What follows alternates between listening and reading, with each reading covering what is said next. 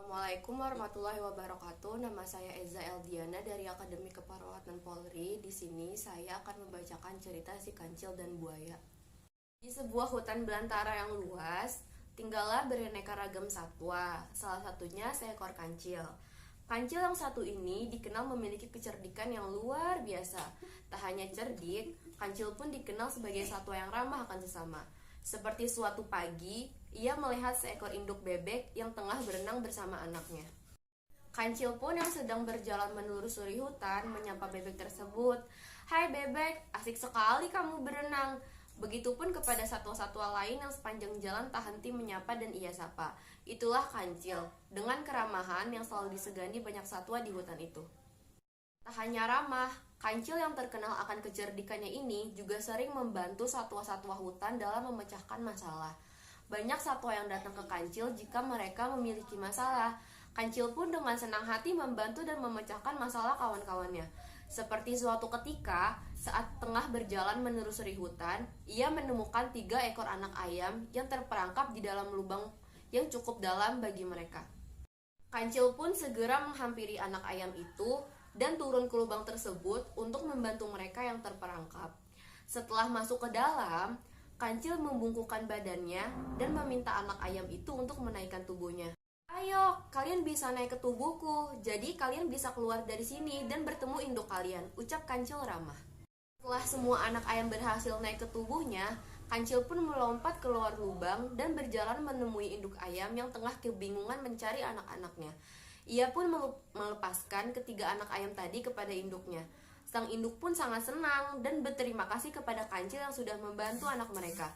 Tak hanya induk ayam, ketiga anak ayam tadi juga bersorak kompak mengucapkan terima kasih kepada kancil. "Terima kasih Tuan Kancil," ucap ketiga anak ayam itu girang.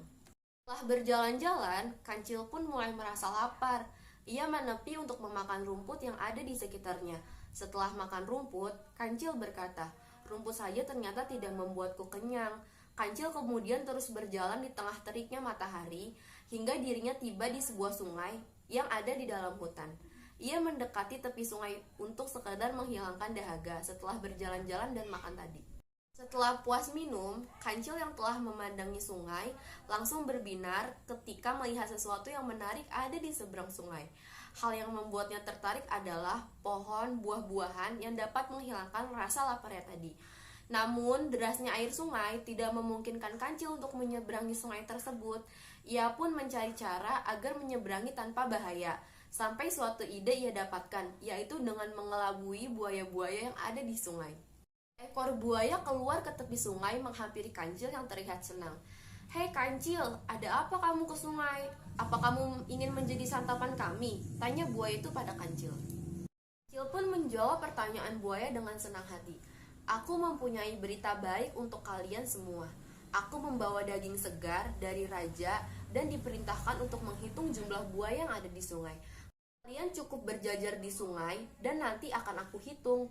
Merasa senang mendengar kabar kancil membawa daging segar untuk ia dan teman-teman buaya lainnya, buaya tadi kemudian menyanggupi permintaan kancil dan memanggil seluruh buaya yang berada di sungai untuk berjejer hingga membentuk jembatan. "Sudah siap," kata semua buaya bersemangat. Kancil pun dengan girang melompati buaya dan pura-pura menghitung buaya-buaya yang berjejer membentuk jembatan itu. Setelah sampai ujung, kancil pun melompat ke tepi sungai lalu ia berkata, "Terima kasih para buaya, berkat kalian aku jadi bisa menyerbangi sungai ini." Moral yang bisa didapatkan dari dongeng anak kancil dan para buaya adalah kancil menipu buaya agar bisa menyeberangi sungai dan mendapatkan keinginannya. Kemudian membuat buaya menjadi sangat marah kepada kancil. Ini bisa menjadi pembelajaran bahwa semua perbuatan jelek hanya akan menambah musuh. Jadi lebih baik menggunakan kecerdasan hanya untuk hal-hal yang baik saja agar lebih banyak orang yang menyegani. Itulah pelajaran yang bisa diambil dari cerita kancil dan para buaya. Sekian dari cerita saya hari ini. Wassalamualaikum warahmatullahi wabarakatuh.